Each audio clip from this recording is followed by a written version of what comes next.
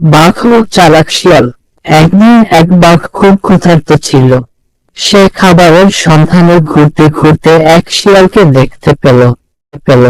বাঘ শিয়ালকে ধরে ফেলল এবং বলল, আজ তোর জীবন শেষ, আমি তোকে খেয়ে ফেলব। শিয়াল ভয় না পেয়ে বুদ্ধি খাটিয়ে বলল, মহারাজ, আপনি তো জানেন না আমি এই বনের রাজা। বাঘ অবাক হয়ে বলল, তুই বনের রাজা? এটা কেমন কথা?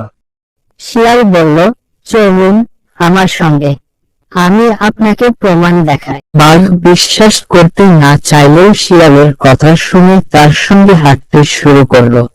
শিয়াল বাঘকে নিয়ে বনের পথে যেতে লাগলো।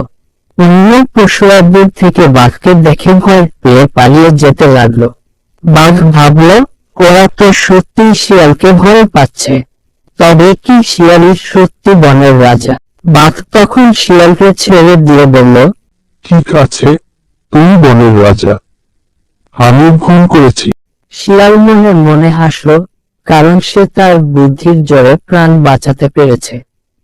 গল্পের শিক্ষা: বুদ্ধি ও উপস্থিত বুদ্ধিমত্তা দিয়ে যে কোনো বিপদ থেকে রক্ষা পাওয়া সম্ভব। আপনি যদি অন্য কোনো বাঘ শিয়ালের গল্প চান, জানাবেন।